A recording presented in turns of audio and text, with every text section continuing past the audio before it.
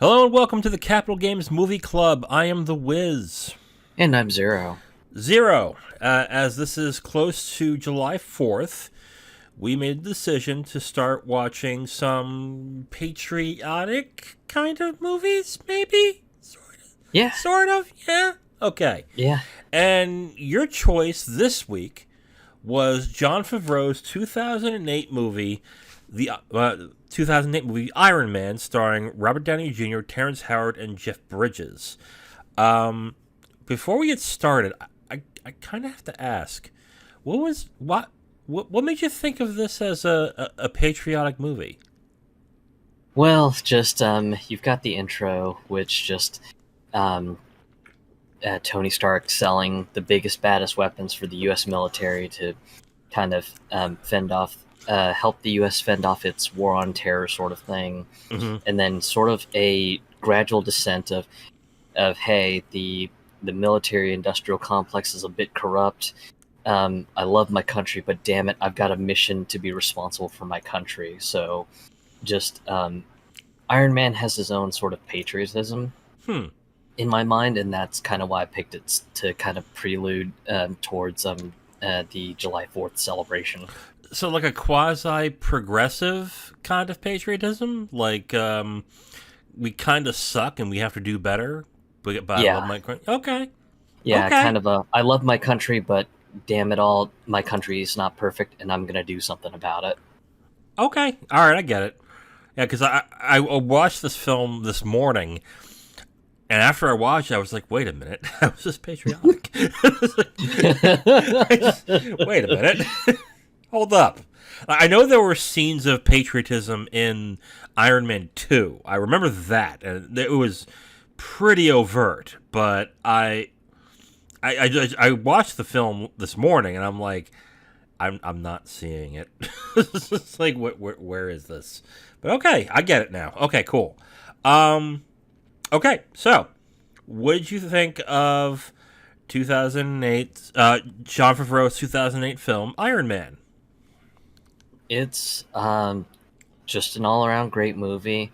It doesn't get, I guess, too pretentious about itself. It kind of sets itself up as something that you would expect.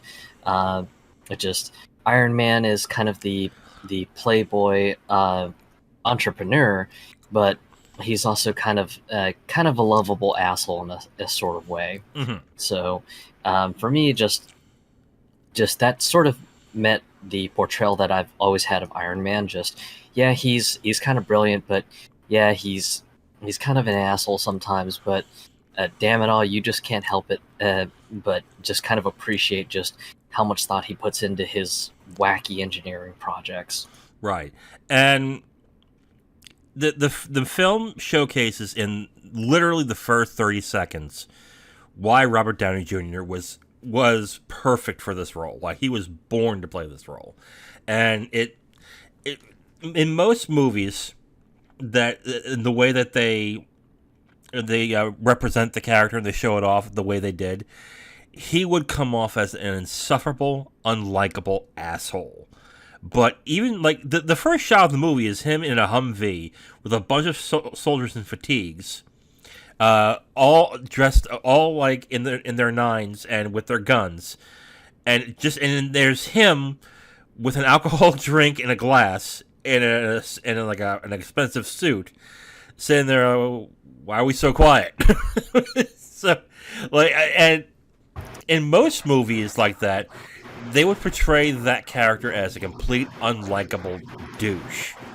And in that scene, they not only dispelled the fact that they didn't dispel the fact that he's an asshole. They kind of revel in the fact that he is. But they also show how charismatic and likable he is. So it did a fantastic job to show just who the character is and what he's like in about a minute.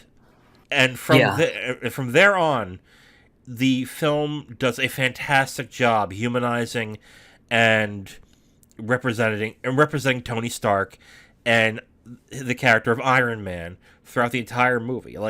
And without Robert Downey Jr. in the role, it just wouldn't work. So on on that note, it was perfectly done, perfectly cast for the role. Yeah. For me, I think the fun part of the intro, just to kind of lay into the whole the lovable asshole aspect of it, is I think the line was, "Because good God, why am I being court-martialed? What did I do wrong?" That's right. Yep. And then, of course, when he finds out that one of the soldiers in the Humvee is a woman, just his reaction is just kind of priceless too. He's like, "Good God, you're a woman!" Oh, you got excellent cheek structure. Yeah, and then he kind of lays into his like, "Now I can't help but look at you."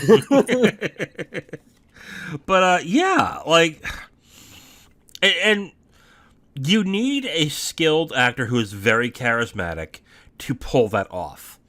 And I know everyone loves Robert Downey Jr. now after he's played Tony Stark for so long, but I don't think he gets enough credit for how well he pulled that off. I mean, Robert Downey Jr. is a skilled actor who is really good. It's just that before Iron Man, he was more known for his antics off screen than his performances on screen, which is a shame. But it was unfortunate, but it happened that way. So yeah, right. What else in the movie so far? I mean, yeah, just this is the Robert Downey Jr. show, and if you, I don't know how you couldn't like him now, but if you don't like him, yeah, it's not really worth watching the movie because he is the strongest part of this movie. He is the best character in the movie, and he is essentially the movie.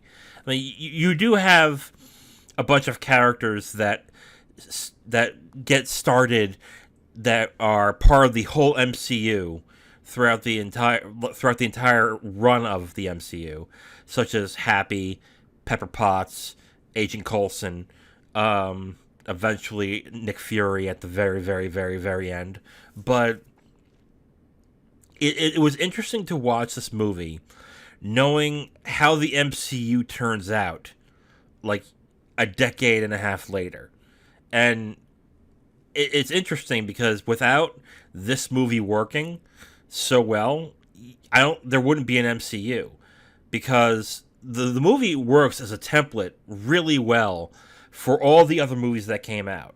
So much so that they literally cribbed this entire template on every single superhero movie that was an origin story. So yeah, like the template and blueprint for, I would say, probably the best origin story for a superhero film was made in this movie, and when you watch it, you can really see why.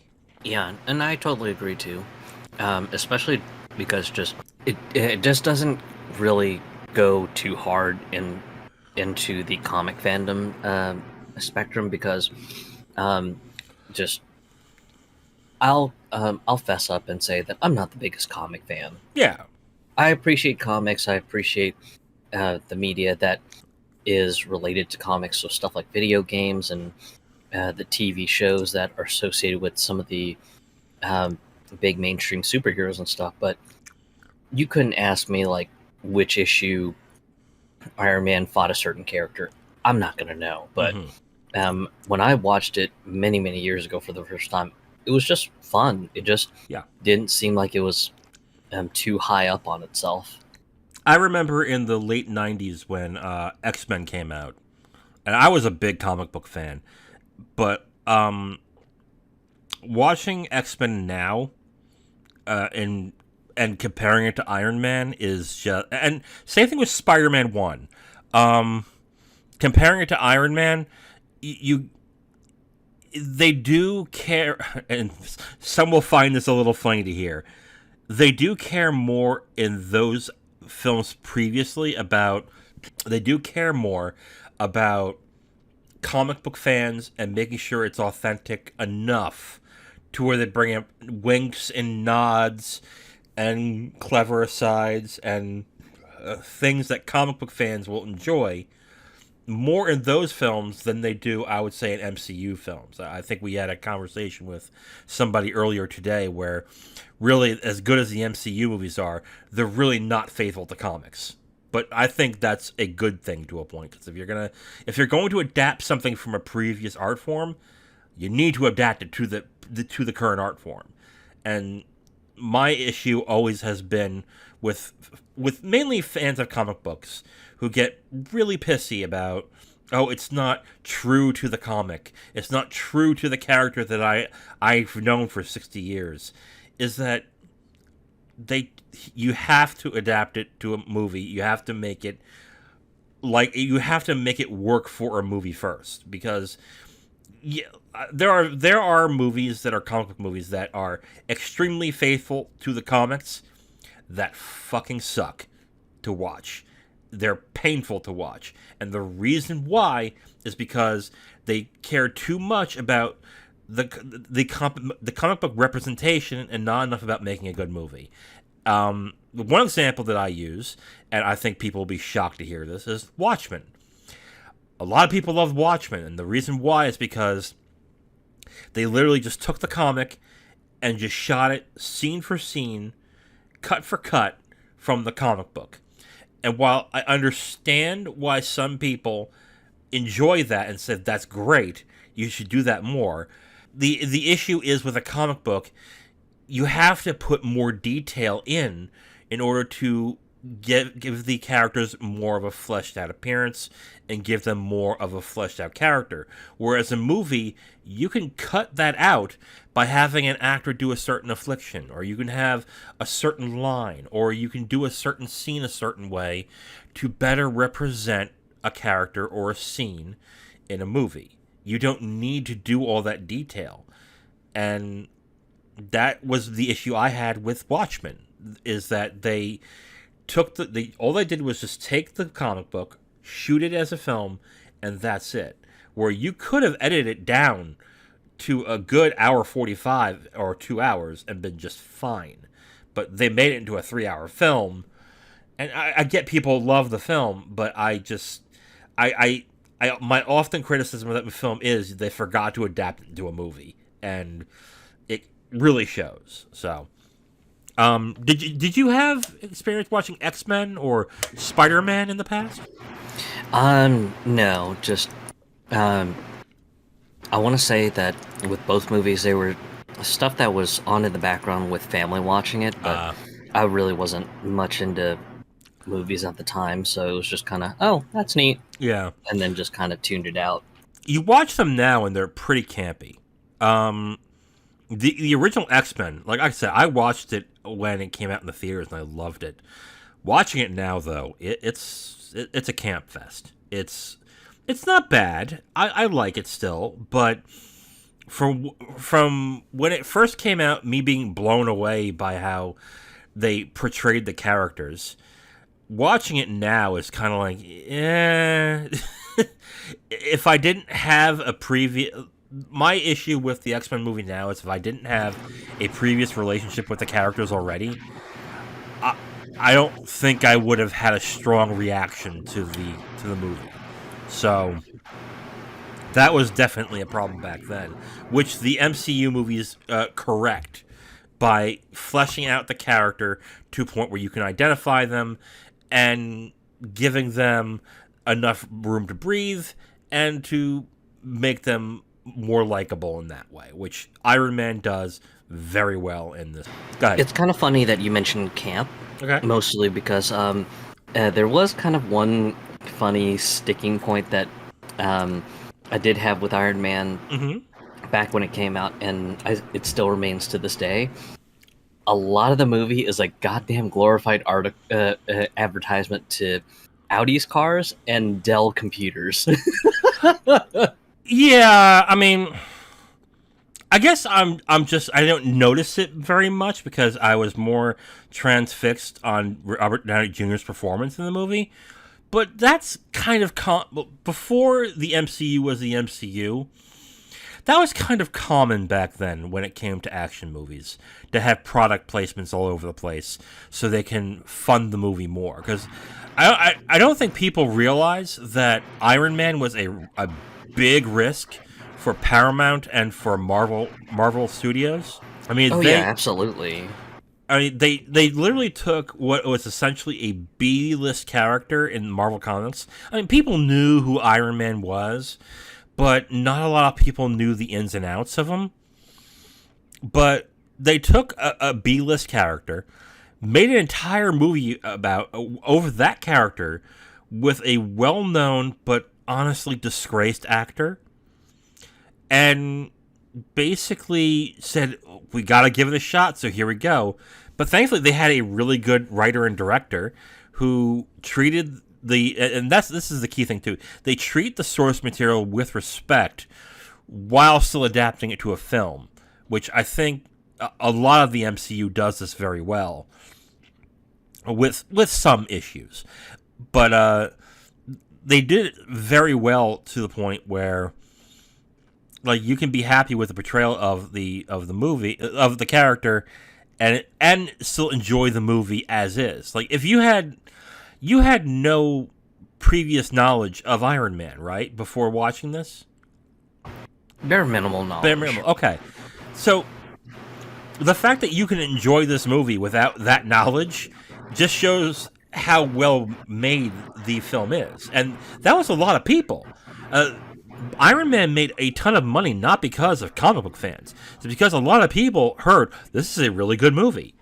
And it still is. It still is a very good movie. All in all, just it was fun.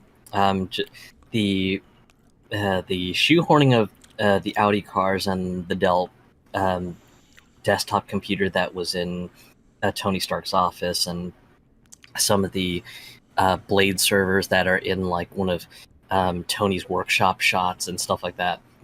It was kind of funny, mostly because I'm a tech and car guy, so it was just like, wow, they're really laying it thick, aren't they? Yeah. Again, I didn't notice that at all. Like, it didn't bug me at all. Like, I think if it was a lesser film, I probably would have noticed. But yeah, like, I'm not a car guy, so I couldn't tell whether a car was an Audi, a Porsche, or a Lamborghini. I couldn't tell. So I was like, all right, it's a car, cool. So I didn't notice. I'll be honest. So let's get into other performances in the movie. The other principal actors were Terrence Howard as Rhodey, which is an interesting topic to talk about if we get into it. Gwyneth Paltrow as Pepper Potts, and Jeff Bridges as Obadiah Stane. Is it Obadiah or is it Obadiah? Obadiah. Thank you. Why don't you go first? What did the other performances stand out to you? Anything that you liked, disliked? What did you think of the other performances? Jeff Bridges as Obadiah was really, really good. Mm-hmm. There's definitely one line towards the end of the movie that just the delivery is so perfect. Mm-hmm. And I guess we're already in spoiler territory at this point. No, I mean, well, you know what? Okay, you know what? We'll do that then. Spoiler alert for the next, in 5 seconds for Iron Man 2008. We will start in 5, 4, 3, 2, 1. Okay, go right ahead. So, the one line that Jeff Bridges just nails the delivery on, and it's towards the end of the movie where just you find out that, you know, Obadiah's been double dealing under the table. He has Raya from the Ten Rings help piece together the first prototype of the Iron Man suit so he can build it in the Stark Industries factory and everything. And of course, just the one thing he doesn't have is the power source. Mm-hmm. And of course, just you see this frantic scene of these scientists are on the phone talking with each other and going, I don't know how to figure it out. I don't know how to do what he's asking and everything. And then they see Obadiah kind of walking into this lab, and they're like, oh my God, I'll call you back. And then and then just he's pretty much demanding a status report, going, okay, just have you all figured out how to shrink this gigantic freaking arc reactor into the size of a human heart? And of course, just the poor scientist is kind of stammering, trying to figure an excuse to say, yeah, no, I can't do it and everything. And then of course, just this is where the delivery of the line hits, and just you hear just Obadiah going, Tony Stark built one of these in a cave with a box of scraps. It's just like, God, you just nailed the delivery. Holy cow. He plays a detestable human being in this so well. And he did the character really well as well, because in the beginning of the movie, he is smarmy and unlikable, but he's kind of positioned as a father figure to Tony Stark in the beginning. And the gradual slipping of the mask was done really well by Jeff Bridges in this. Oh yeah, absolutely. Yeah.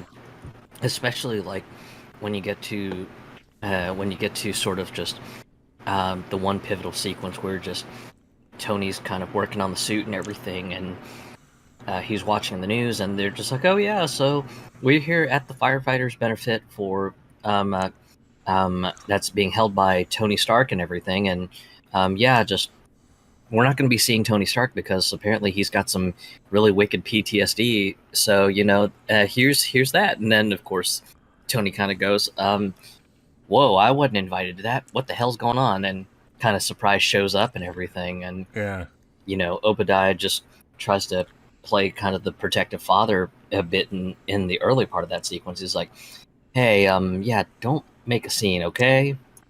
And then of course just Tony gets confronted by the Vanity Fair reporter, and she's just like, hey, why is your company still selling weapons to like terrorists? And then that's kind of where just the mask gets just torn off, because he confronts Obadiah, and he's just like, dude, we can't be dealing under the table. This is fucked up. This is wrong. Mm-hmm. And then of course just he kind of they're being surrounded by reporters and photographers and everything, and he just kind of goes, hey, let's take a picture with all these, reporters and photographers, and then just kind of whispers under his breath, yeah, you know who screwed you over on the direction of the company and who filed the injunction against you? It was me. Yeah. And it's just like, holy cow, that's one hell of a way to just tear the mask off and go, yeah, I've been trying to take the company from under you. Yeah, but he also frames it as, I did it for your own good. Which keeps the mask on slightly as, I'm protecting you from yourself to a certain extent. So you can still look at that and go, maybe he is still protective of Tony Stark, but then you learn towards the end that no, he's not. He is out for his own gain. Jeff Bridges is really good as a villain in this. Being familiar with Iron Man back then, though, I found it really weird that Obadiah Stane was the main villain of this movie, but it still is very effective. When they mentioned the 10 rings, like immediately I was thinking, when I saw it in the theater, I was thinking, oh, Mandarin, awesome. But no, that didn't happen. But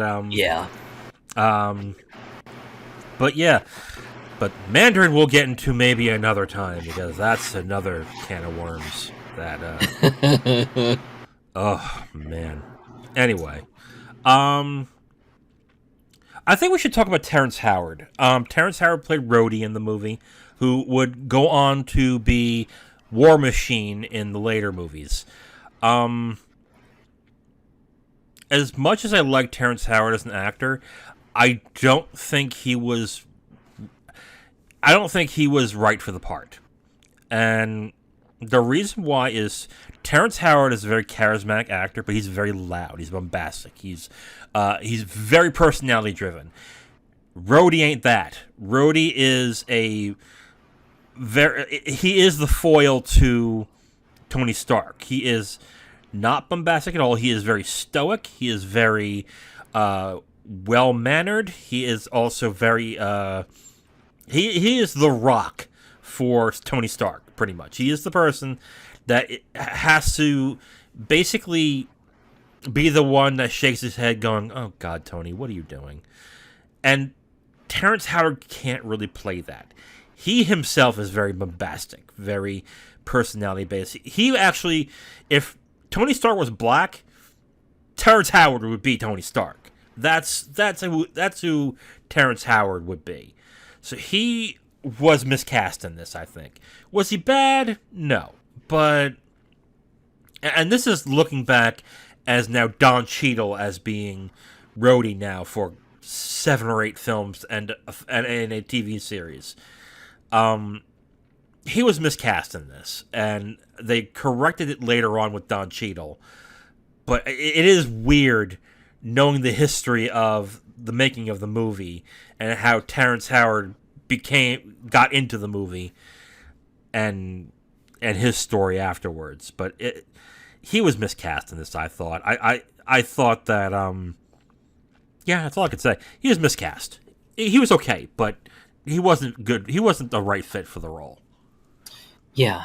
And that's understandable too, since with the minimal knowledge that I had of Iron Man and everything, I was just like, hey, just he's a little bit more on the loud side, especially just when Rhodes is always just sort of kind of the counterbalance for Tony, and it was just like he's not terrible, but he's definitely a little bit on the loud side compared to just someone that is supposed to be the counterweight to Tony Stark's eccentricness. Right.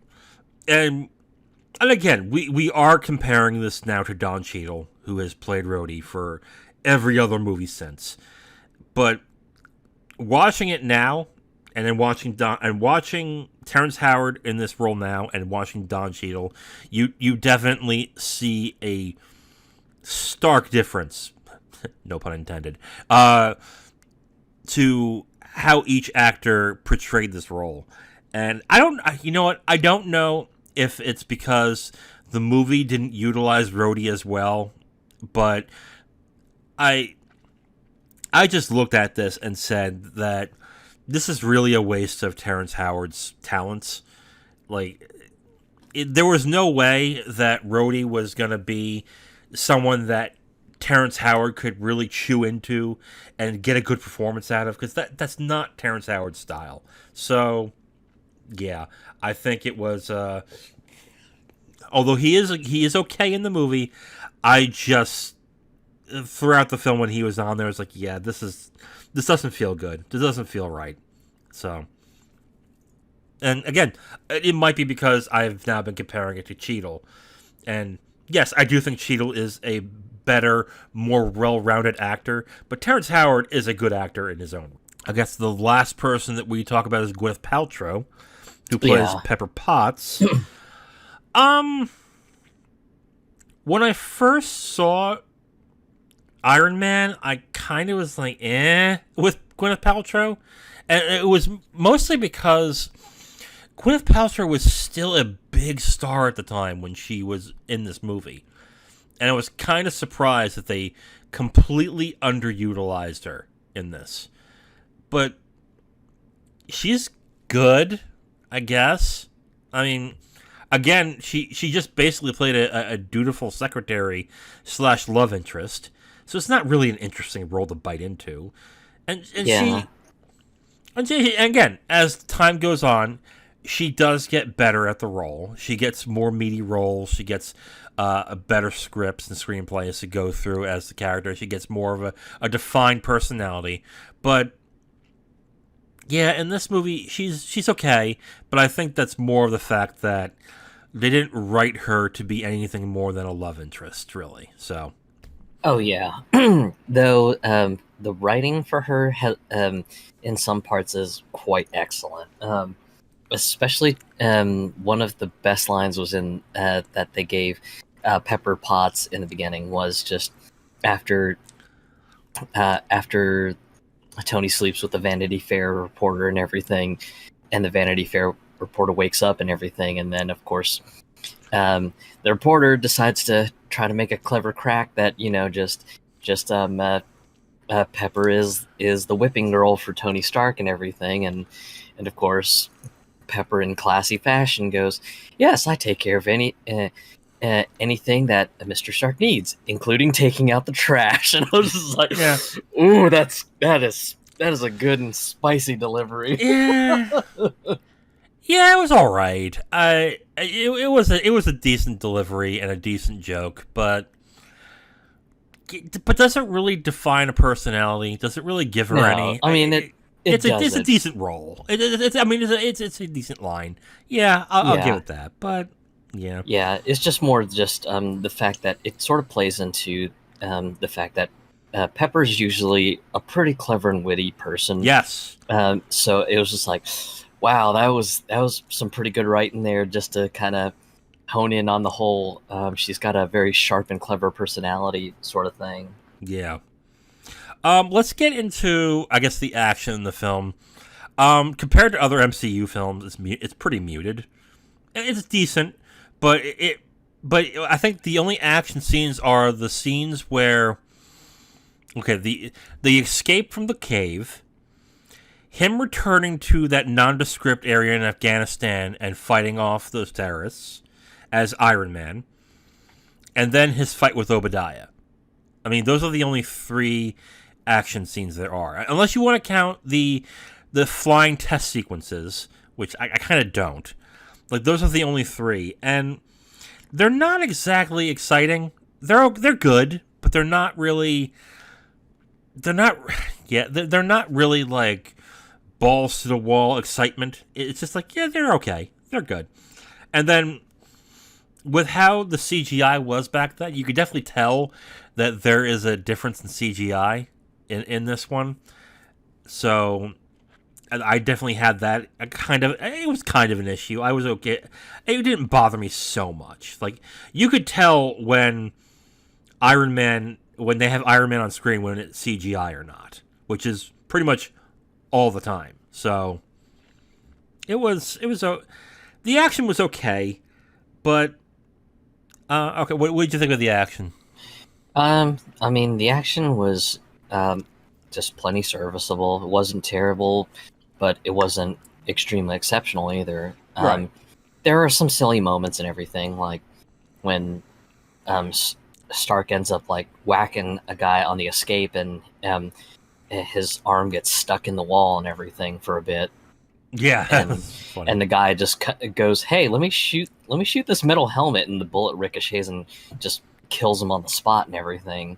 Yeah. You had some silly moments like that in some of the fights and everything, but yeah, just overall, the fights, again, plenty serviceable. Just nothing super exceptional or super crazy, but they weren't completely dull either. I was surprised that I came out of it with the action not being okay, but not great.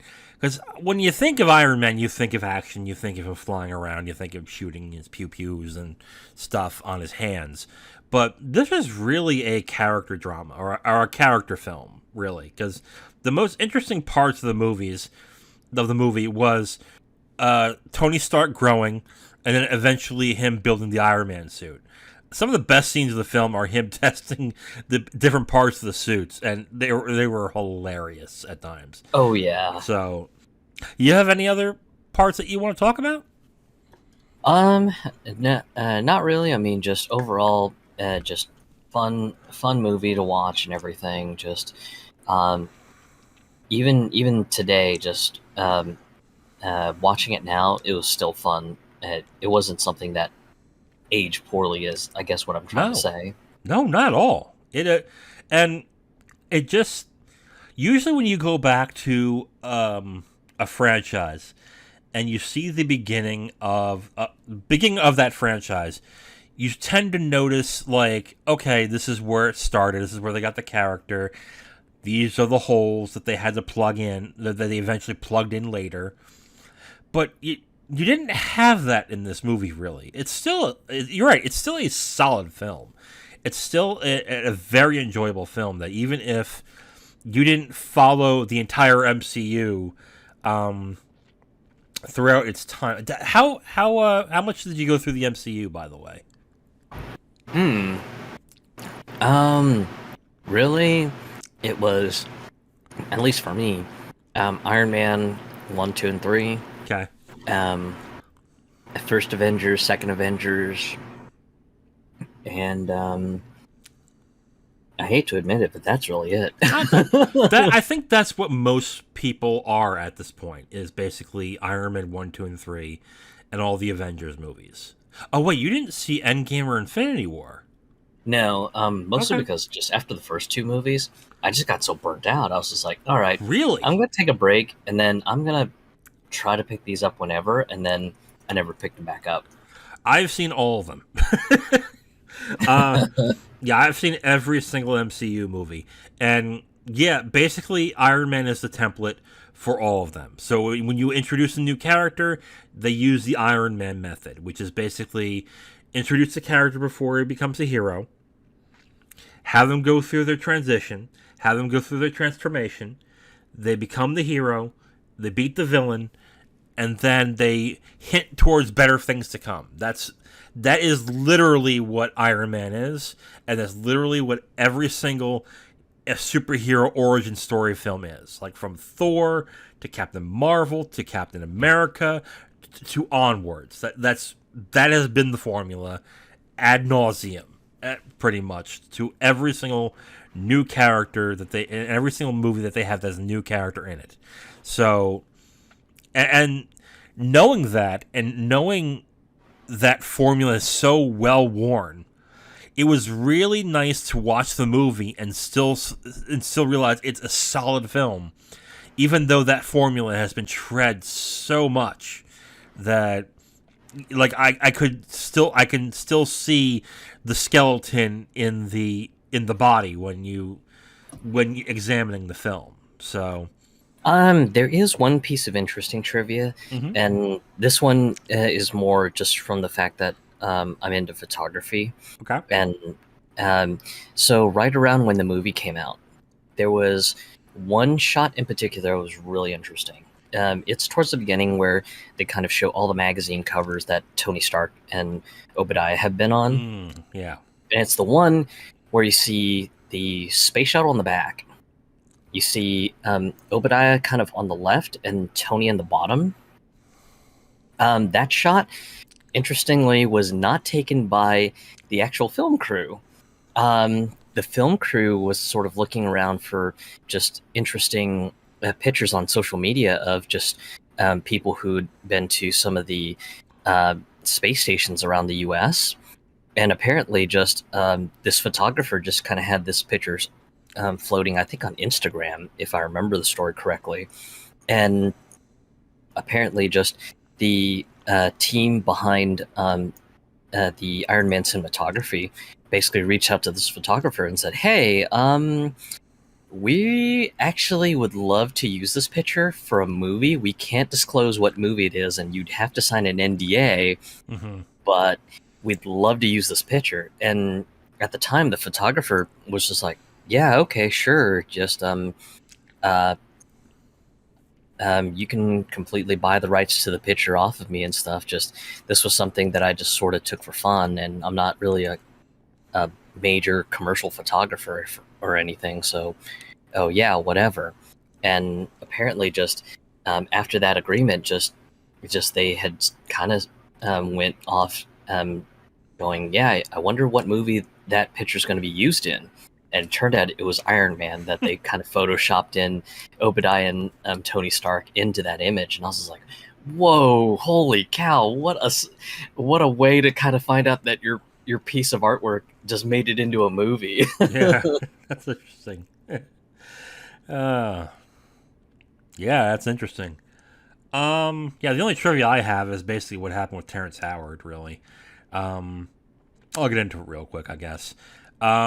Shortly after, the interesting thing about Terrence Howard in this movie is that Terrence Howard was the first person who actually was hired to the film, and mainly because he was an Oscar-nominated actor who was really on a real high note at the time. he got paid the most money to be in this movie. He got paid $3.5 million to be in this. Whereas Robert Downey Jr. only got paid $100,000 in this. And according to Terrence Howard, it took Jon Favreau and Terrence Howard to convince Marvel to hire RDJ. Mainly because of his checkered past. So, and then when it came down to the sequel, again, this is according to Terrence Howard, he said that Jon Favreau was not happy with what he saw out of Terrence Howard, and they were going to lowball him big time in the next movie. I think the number that he gave was $850,000 was what they're going to offer after giving him $3.5 million from the first one, and they were going to cut his role. So basically, he didn't accept it, and he thought it was going to be a tactic to get more money from Marvel, and Marvel just turned around and said, "Oh, we're just going to replace you," and they replaced him with Don Cheadle. So, yeah, that's the story of Terrence Howard in this movie and why he is no longer in any of the MCU movies. Which, like I said in the beginning or in the review, I think it was what's best in this because he just did not fit as Rhodey in the movie. But I do understand as to why they hired him. Like, he is a good actor, but just didn't fit well in this one. So, you want to get to our final thoughts? Yeah. Okay, why don't you go ahead? As far as final thoughts go, in 2020, I still think Iron Man from 2008 is a great film to watch. It's just it doesn't take itself for more than what it is. It's just fun. It pulls off the trope of the lovable asshole just so right, and I think that's really down to just Robert Downey Jr. just pulling off that sort of personality with a lot of bravado and charisma. And the action's okay. It's not anything super special or super crazy, but it's fun enough. And there is some humor and levity to kind of break up sort of the real tense moments and everything, especially with the Mark II and Mark III suit testing and everything. Yeah. So there's that. But overall, just I still think it's a fun movie, and I would say just for anyone out there who's not the biggest comic fan and hasn't seen this, yeah, give it a shot. It's just a lot of fun, and you might change your mind on superhero movies. Yeah. I mean, I agree mostly with what you're saying. This is the Robert Downey Jr. show, and unless you just have a complete aversion to him, I think this is a very good film. It's held up. God, it's been almost 15 years since it was out. Yeah, it's a great film. It really shows the charisma of Robert Downey Jr. I mean, I'll throw this out there, okay? If Johnny Depp can get an Oscar nomination for Pirates of the Caribbean, I don't see how Robert Downey Jr. couldn't have gotten one for this. Like, it's that good. It is a career-defining performance. It is a fun performance. It's charismatic. He owns the film. He is the film in this movie, and he just owns every single frame of the movie and is entertaining to watch. Like you said, action isn't so hot in this, but as a character movie and just enjoying just like a really good, really charismatic performance, it's a solid movie. It's really good, and it's not a surprise that this jump-started the MCU into what it is, because without it, you wouldn't have the MCU. And this, again, it's just a really good film. So if you are one of the few who haven't seen it, give it a shot. But if you have seen it and you've been, like me, watching all the MCU films and following them since then, I'd say go ahead and watch it again just to get a feel of how it started and how well it fits with everything still. So, yeah, solid film. Really good movie. I still enjoyed it. All right, Zero, so we're at the end of the episode here, but as always, I have a question for you. All right. Okay, so If you watched the previous episode of our games podcast that's on the feed, you notice that you already know that I've already told Zero of the question. So I'm going to let you guys know a little secret. I did the same thing here on this episode because, good God, if I sprung this on him, he would be here probably for 20 minutes figuring out what he wanted, and we didn't want that. So, Zero, my question is this. Barnes & Noble is having a 50% off sale for the Criterion Collection. And as a movie nerd like me, it is one of the best times of the year because it gives me the reason to spend irresponsibly on movies that, frankly, I probably watch once, but just enjoy them anyway and watch all the special features and stuff. Because I'm a Criterion head, I like collecting them, whatever. Okay, anyway, aside from that. If you were to buy something from the 50% off Criterion's collection sale at Barnes & Noble, what would you buy? I think it's really split between three things. Okay. Because I quite like the blaxploitation genre and everything because it kind of captures an era. Mm-hmm. The Shaft Criterion Collection edition, that one just is superb because just Shaft is a great movie. That cover pops. Yes, it does. Oh my God. Like that's... I was going to get Shaft anyway, but when I saw that cover, I was like, oh my God, instant purchase. Holy shit. That's nice. So that's one. The second one is really more something that kind of has a sentimental value to me, and that would be the Seven Samurai Blu-ray set, mostly because just for the longest while, just finding a Region 1 copy of Seven Samurai was just a giant pain in the ass. And many years ago, a close friend of mine had gifted me a copy of Seven Samurai, but there was a bit of a problem with the copy she had given me.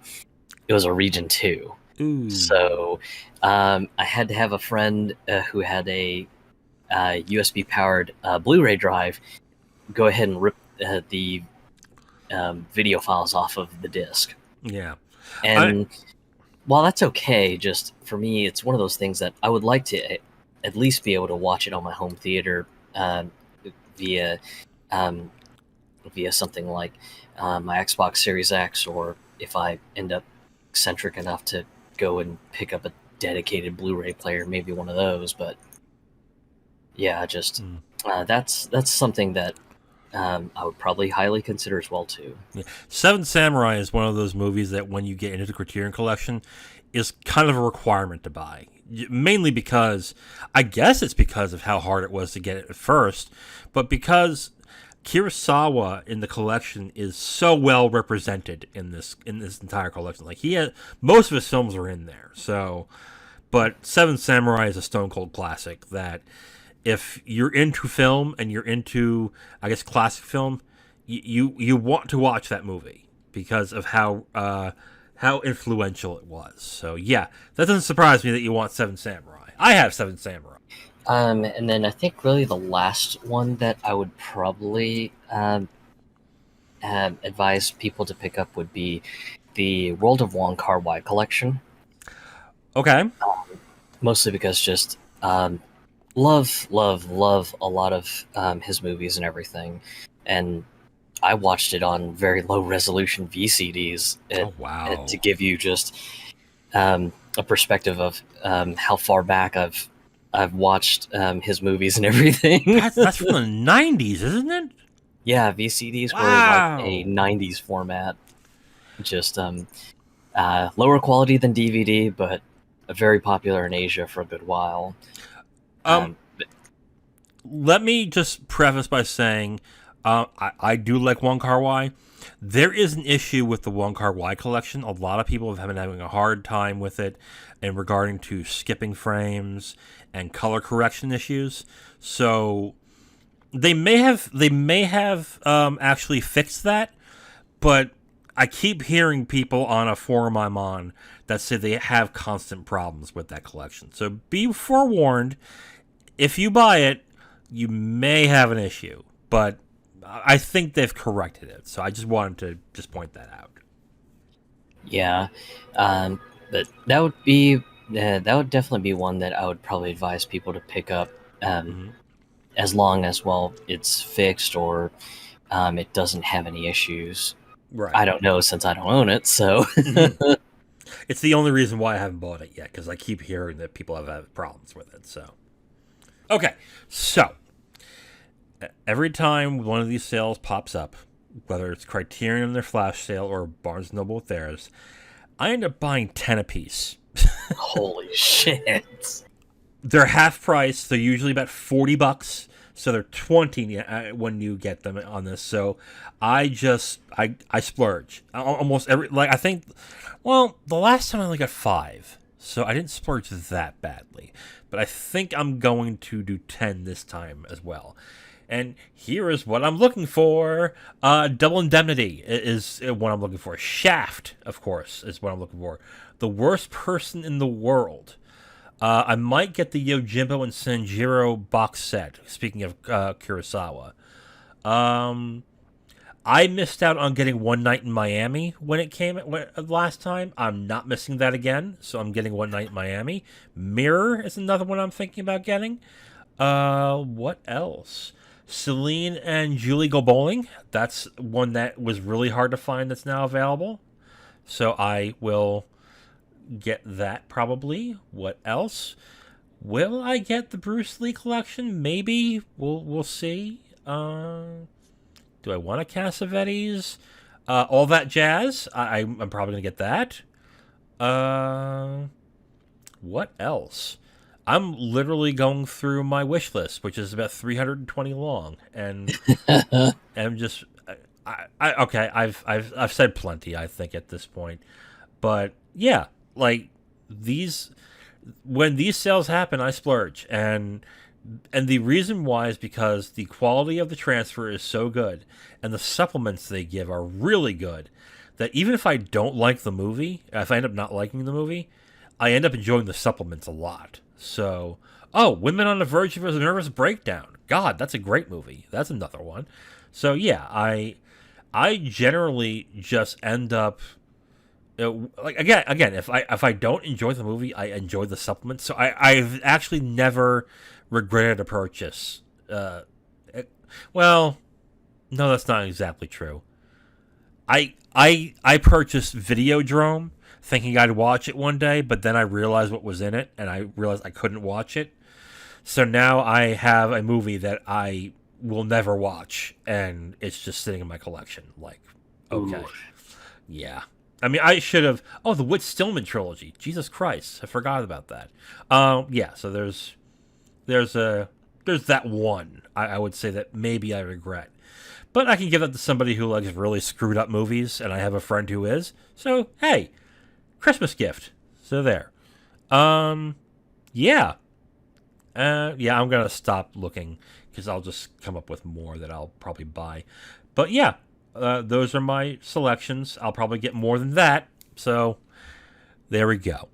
Anyway, so with that, we have come to the end of our podcast.